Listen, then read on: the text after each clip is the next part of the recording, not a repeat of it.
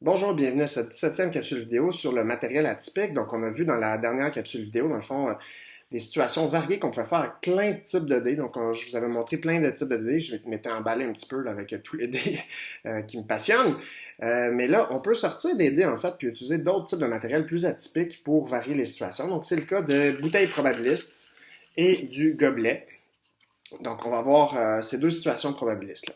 Donc, l'objectif de la capsule est en lien avec l'objectif spécifique du cours d'établir des liens articulés entre les différents concepts mathématiques élémentaires en probabilité et en statistique pour pouvoir préparer et piloter des situations d'apprentissage stimulantes. Donc, on va revoir la situation des bouteilles que vous avez lues dans le texte de Martin Méoui. Je vais faire expérimenter le lancer du gobelet, puis on irait aussi rapidement pour voir le lancer du pince-feuille avec des paper clips en bon français. Donc, commençons avec la situation des bouteilles probabilistes. Donc, la situation est la suivante, vous l'avez déjà vu, vous avez une bouteille dont son contenu est caché, vous savez qu'elle contient 5 billes de deux couleurs différentes. Puis, comment faire pour voir, on peut voir une seule bille à la fois. Donc, si quand je retourne, je vois, j'ai une bille rouge, par exemple. Donc, comment je peux faire pour conjecturer sur le contenu de la bouteille? Donc, si je veux savoir, sur mes 5 billes, j'en ai combien de rouges, par exemple? Comment je vais faire pour conjecturer sur le contenu de la bouteille? Je me pose la question. Ben, la seule façon de faire, à moins de tricher puis d'ouvrir la bouteille et d'aller regarder ce qu'il y a à l'intérieur, la seule façon, c'est de faire des essais successifs et de dire, OK, j'ai une rouge, j'ai une noire, une rouge, une autre rouge, etc. Et avoir une certaine tendance à long terme pour avoir une conjecture pour dire, ben, je crois qu'il y a, par exemple, 3 billes rouges sur 5 dans ma bouteille, par exemple. Donc, on doit passer, dans le fond, l'entrée est forcée par l'approche fréquentielle. On ne peut pas passer par l'approche théorique.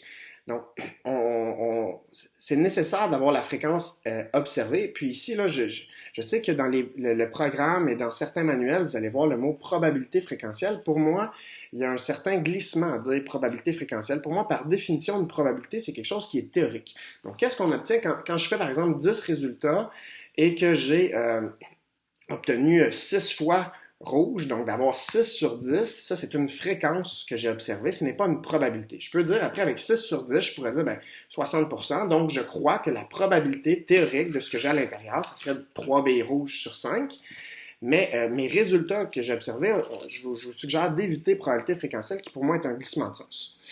Donc, on en a besoin de cette fréquence-là, donc on doit faire l'approche fréquentielle. Et là, ben oui, on peut faire des essais. Donc, si on avait été en classe ensemble, j'aurais amené tout mon kit de bouteilles. J'en avais des rouges, des jaunes. Ils n'ont pas nécessairement tous le même contenu. Et là, ici, je vous aurais demandé après d'essayer de trouver qu'est-ce qu'on a chacun dans nos bouteilles. Après, si on veut avoir une tendance qui est plus fiable, ben, on doit avoir un grand nombre d'essais. Donc, pour réaliser un grand nombre d'essais, combien? Donc, idéalement, des centaines d'essais. Euh, donc, c'est pour ça qu'on ne veut pas passer des heures à réaliser des essais avec la bouteille. Ben, on va utiliser un simulateur. Donc, je vous suggère d'aller utiliser ici ce lien raccourci monurl.ca simulateur 4 et vous allez voir que dans la situation, vous pouvez choisir, vous allez voir dans le menu à droite, il y a la bouteille 1, bouteille 2, 3 et 4 et même une nouvelle bouteille. Donc, je vous incite à aller explorer ça et d'aller voir dans un premier temps, ben, en faisant avec la bouteille 1, combien de baies rouges vous pensez qu'il y a dans la bouteille 1? Puis ensuite, ben, dans la bouteille 2, combien de baies rouges vous pensez qu'il y a dans la bouteille 2? Donc voilà, maintenant, on va aller le faire. Donc, dans le simulateur de la bouteille, on voit qu'il y a ici la même mise en situation. On nous dit qu'on a 4 types de bouteilles. Donc, ici, si je me tasse vers la droite, on peut changer la bouteille et on peut voir qu'on peut avoir la bouteille 1, 2, 3, 4. Et il y a même une nouvelle bouteille.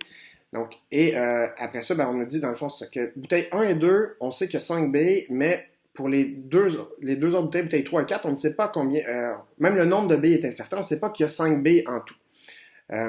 Puis le dernier choix nous permet de faire la bouteille de ce qu'on veut. Après, de l'autre côté, qu'est-ce qu'on a? Ben, on peut tirer à 1 à la fois, on peut tirer 10 à la fois ou 100 à la fois. Donc, je vais replacer pour qu'on voit les résultats. Et je vais réaliser des essais. Donc, si je fais 1 à la fois, on voit ici on a un petit son en plus. Je vais replacer. OK. Donc, on a fait ici 2 tirages. J'ai obtenu 2 fois rouge, 0 noir. Et là, je peux continuer comme ça. Donc, ça va plus vite que de faire à la main. je pourrais faire d'un coup 10 fois. Je peux continuer comme ça à faire des 10 fois. Je peux me rendre jusqu'à 100. Et là, je pourrais m'arrêter, faire une conjecture là, ici après 100 résultats et dire, bon, ben, si j'ai eu environ 80% de mes tirages qui sont rouges, donc 80%, c'est environ 4 cinquièmes. Donc, je crois que la bouteille 1, ce qu'il y a dedans, en fait, c'est 4 rouges et une noire. Je pourrais continuer, me rendre jusqu'à 1000, donc à coup de 100, des échantillons de 100 essais. Et là, ici, ben, pile dessus, en fait, j'ai 80% de baies rouges, 20% de baies noires, ce qui laisse croire que ma probabilité théorique, donc ici, ce que j'ai, c'est des fréquences observées. Donc, ma fréquence observée me laisse croire, me laisse inférer que la probabilité théorique est de 4 cinquièmes et 1 cinquième, donc 4 baies rouges et une baie noire. Et là, je pourrais en faire encore plus, je pourrais faire encore plus d'essais. Mais là, je suis assez convaincu. Je vais aller faire la bouteille 2. Donc, je viens de changer pour la bouteille 2 et je vais y aller directement à coup de 100 essais ici. Donc, 100 essais. Je vois ici que j'ai eu 64 baies rouges, 36 baies noires. Donc, je pourrais croire que c'est plus près de 60%. Donc, on pourrait dire 3 cinquièmes. Donc, 3 cinquièmes de baies rouges et 2 cinquièmes qui donneraient 40% de baies noires. Donc, ça semble être ça, mais peut-être que c'est aussi 80% et 20. Donc, ça dépend d'un échantillon de 100 qui n'est pas si grand que ça. Donc, je pourrais continuer à me rendre jusqu'à 1000 essais. Et ça semble ici se rapprocher davantage de 60%, 40%. Donc, ce qui m'indique qu'il y aurait 3 baies rouges et 2 baies noires. La seule façon de le savoir pour moi, si je n'ai pas accès à la programmation derrière le simulateur, c'est de réaliser de plus en plus d'essais. Donc, ici, dans le fond, on aurait dans la bouteille 1, 4 baies rouges, puis dans la bouteille 2, 3 baies rouges. Maintenant, passons à... Ah oui, pardon.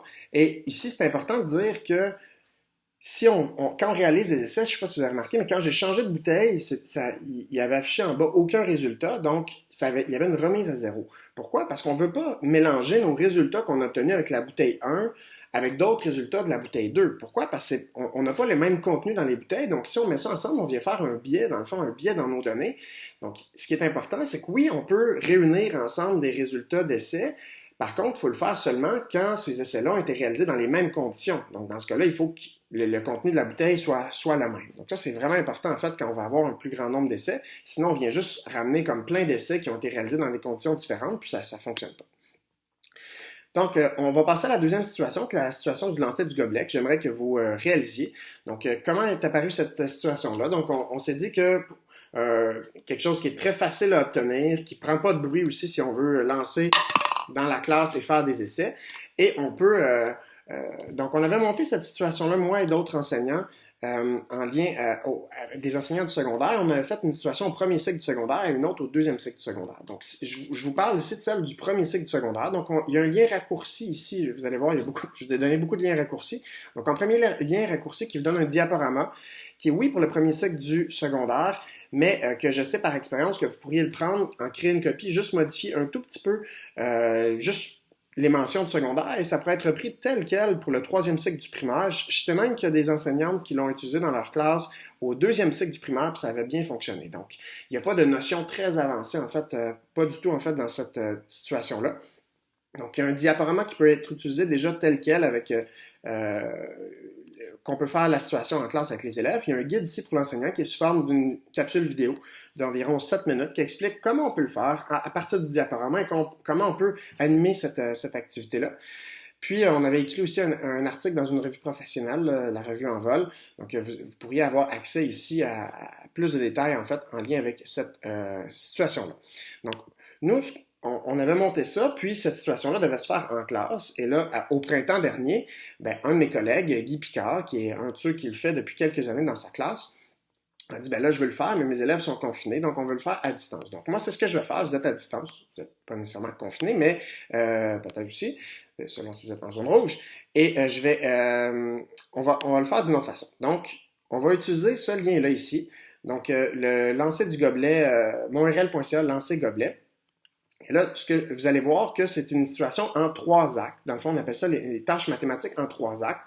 L'idée d'une tâche mathématique en 3 actes, d'habitude, dans le premier acte, on a quelque chose qui est super simple, soit une image ou une vidéo sans aucune parole et qui nous amène à nous poser des questions mathématiques. Donc, ça amène des questions. Deuxième acte, ben, on veut répondre à cette question-là. Donc, on va aller rechercher des données. Donc, dans ce cas-là, ici, on va aller lancer le gobelet pour savoir quelle position est la plus probable. Puis, finalement, troisième, ben, on va faire un retour sur la situation. On va essayer de résoudre la situation. Donc, ici, ce que je vous suggère, c'est d'aller faire cette expérimentation-là, vous allez voir, qui est toute guidée par étapes pour se faire à distance. Vous n'aurez besoin que d'un gobelet, soit un gobelet en styromousse comme ça peut être aussi un verre, un verre en plastique, évidemment, pas un verre en vitre. Ça pourrait être, vous allez voir, on vous propose peut-être même un pot de yogourt, donc quelque chose qui aura à peu près cette forme-là. Ce ne sera pas tout à fait exactement les mêmes probabilités, parce que si c'est pas la même forme exacte, mais pour les besoins de la cause, je pense que ça peut fonctionner. Donc, je vous invite à le faire. La vidéo va s'arrêter, à aller faire ce lien-là ici, puis à répondre aux deux questions. Donc, la question, quel résultat avez-vous obtenu par vos essais? Parce qu'on va vous demander de réaliser des essais. Donc, vous allez me fournir ici de façon détaillée quel résultat vous avez obtenu pour vos essais, là, pour chacune des positions du gobelet. Puis après ça, ben, je vous invite à réfléchir à qu'est-ce que vous avez appris par cette situation-là, en faisant cette situation-là, par le tableur collaboratif et tout ça, qu'est-ce que vous avez appris, qu'est-ce qui vous a marqué, que vous retenez en fait de cette situation-là. Puis, je termine brièvement avec la situation du lancer du pince-feuille qu'on a aussi développé il y a quelques années. Donc, nous, on partait avec ça, c'est un kit de classe, dans le fond, pour aller réaliser des essais dans la classe. Ma conjointe, en quatrième année du primaire, l'a fait aussi avec ses élèves. Donc, ça prend des pince-feuilles tout simplement comme ça. Puis, la situation, c'est, dans la classe, un pince-feuille tombe sur le sol et s'arrête sur la table. Il est donc caché du regard de tous. L'enseignant, l'enseignante dit, si tu devines la position du pince-feuille sur le sol, tu seras dispensé de devoir en mathématiques. D'après toi, quelle position faut-il choisir? Explique ta réponse. Donc, si, normalement, un peu comme le lancer du gobelet, même principe, il fallait réaliser des essais, voir ça arrive combien de fois qui est couché, qui est debout, patent en l'air. Bon, on a donné des noms aux positions. Et après ça, ben, on peut aller voir le tableur collaboratif qui est ici. Donc, à partir du tableur collaboratif, nous, ce qu'on faisait, ce qu'on invitait, dans le fond, les élèves à faire, c'est on pouvait créer une copie de ce Google Sheet-là, dans le fond, qui est un tableur collaboratif. Puis, il est paramétré de façon à ce que vous, de votre côté, ben, les élèves peuvent venir écrire leur nom ici, peuvent venir écrire combien de résultats ils ont eu pour chacun, et ça va automatiquement venir s'ajuster. Là, vous allez voir ici les fréquences relatives qui vont s'ajuster au fur et à mesure en bas. Et donc, ça fait le nombre de lancers, ça fait les calculs de total, le pourcentage. Donc, ça fait un certain nombre de calculs. Si notre but, c'est pas de faire calculer ces pourcentages-là, puis la somme des élèves, bien, ça le fait automatiquement. Puis, ça permet, dans le fond, de pouvoir analyser les réponses plus facilement, puis de venir à une conclusion qui est, bien, par exemple, la position couchée va arriver beaucoup plus souvent selon nos essais. Puis, ça permet aussi, ça a été paramétré d'une façon que vos élèves, s'ils essaient de supprimer, en fait, d'effacer certaines cellules qui ont été déjà calculées, c'est-à-dire ici, là, il y a des formules, en fait, pour que ça se calcule automatiquement, mais ça va leur dire non, c'est comme c'est protégé et ils peuvent juste venir écrire ici. Donc, ça peut être assez pratique. Ça nous permet d'avoir, ben, si tout le monde fait une trentaine d'essais, ben, chaque élève fait 30 essais, ça fait beaucoup d'essais. Donc, vous avez pu voir avec le lancer du gobelet, il y avait un tableur collaboratif semblable. Puisque c'est pas moi qui avais les droits pour l'autre tableur collaboratif, je préférais vous montrer l'envers du décor ici dans ce tableur-là. Mais on pourrait faire la même chose ici, puis ça permet d'avoir un plus grand nombre de résultats rapidement et de comparer aussi d'un élève à l'autre, puis un élève par rapport au total, etc. Donc, la situation du lancer du pince-feuille, je trouve est intéressante aussi à faire avec des élèves de deuxième, troisième cycle du primaire sans problème. Je termine avec une ressource du jour. Donc, je trouve cette ressource-là assez intéressante. Donc, je vous invite à aller la tester. Donc, à aller sur monurl.ca/roulette et à dire qu'est-ce que vous retenez, qu'est-ce que vous aimez en fait de cette roulette-là, comment vous pourriez l'exploiter. Qu'est-ce que vous retenez, qu'est-ce qui est intéressant. Donc, si on regarde ensemble maintenant, qu'est-ce que ça fait cette roulette-là? Ben, par défaut, ici, ça nous donne une roulette avec 6 secteurs de même taille, donc 6 secteurs équiprobables, et on peut faire les lancer un à la fois ici. Et on va avoir obtenu mauve, et là, un autre, on obtient jaune, etc. Et là, vous voyez ici, au fur et à mesure, le décompte avec les pourcentages qui se font. Et là, ce qui est intéressant, c'est qu'on pourrait venir ici ajuster pour avoir, par exemple, 4 secteurs. Et on pourrait ajuster ici aussi pour avoir même on va mettre 3 secteurs, encore plus simple. Et on va venir ajuster pour avoir des probabilités théoriques, en fait, qui seraient assez intéressantes. Donc, par exemple, 25%, 60%, oups, je vais l'avoir, voilà, et 15%. Et là, je pourrais réaliser encore là des essais un à la fois.